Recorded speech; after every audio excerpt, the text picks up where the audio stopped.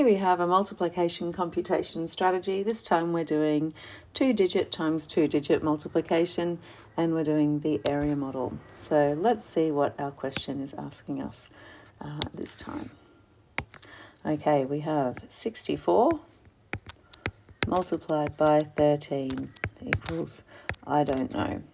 So this could be something like I've got 64 people and each of them have earned $13. So how many dollars are there altogether? I need to pay them, maybe. So that means when I'm checking for reasonableness or planning before I do my calculation, I'm going to do a mad triangle, and it shows that the number is going to be pretty big, isn't it? So it's going to be 64 times 13 is, I don't know. So I know my answer is going to be bigger than 64 and bigger than 13. Okay, to estimate my answer, I'm going to have a look at my two numbers. I've got 64 multiplied by 13 is, I don't know. I'm just going to round my 13 down to 10 because that's an easy way of doing it, and I know that that would be 64 times 10 is 640 because I just did 64 times 1 and I moved it up a place value part. Okay, so if I multiply by less, that means my answer is going to be greater than 640. So it's going to be around about greater than 640. That's my estimation. Now I'm doing an odd and even. I've got an even number multiplied by an odd number. And I know that any even number multiplied by anything is going to be even. Okay. So my answer is going to be even. Okay. Now let's have a look at using the area model to do this calculation. So we have on one side, we have 64 going all the way across here. So imagine 64 things and 13 things going all the way along this way. And we're trying to work out how many altogether would be inside that. Okay. So let's go make that a little bit neater. So I've got 64 and 13. All right, I'm going to break the 64 into place value parts. So I've got 60 and 4. And I'm going to break my 13 into place value parts.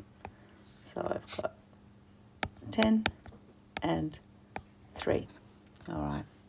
So that means I'm going to be doing 4 different sums here. I'm going to be doing 60 times 10 in here. And I'm going to be doing 4 times 10 in here. And I'm going to be doing 60 times 3 in here.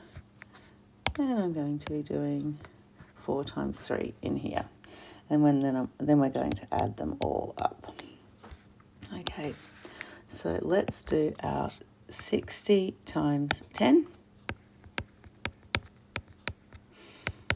That's just going to be 6 times 1 is 6, and it moves up 2 place value parts. So that's going to be 600. Okay, then I'm going to do my 4 times 10, and that's going to be 40. Then let's do 60 times 3. That's just an extended fact. I'm going to do 6 times 3 is 18, and it moves up 1 place value part. It's 180. And then we're going to do 4 times 3, and that's just a normal number fact, is 12. So then we have to add all of those up together. So using our grid on our grid book so that we make it nice and neat, we're going to do 600, that's the 600 here, plus 40, that's this 40 here, plus 180, that's here, and our 12, which is here. Okay, add all of those together, and that should be the total. Okay, adding our ones, we've got 2 in the ones place. Adding our tens, we've got 8 and 1 is 9, plus 4 is 13. So that means I need to put my 1 up here and my 3 down here. 6, 7, 8, 8 in the hundreds. Okay, so I think that's going to be my answer, 832. So let's check over here on our planning and checking for reasonableness. Okay, 832. Is it bigger than these two numbers? Yes. Is it greater than 640? Yes, it's quite a bit greater, but just remember we had to do 3 times 64 or more. Okay, so 3 times 6 is 18, so it'd be 180 more, so that makes sense to me. Okay, the answer is even. Yes. Okie dokie.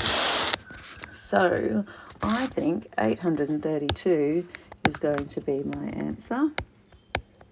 So I'm going to double underline it, and I am ready to move on to the next question.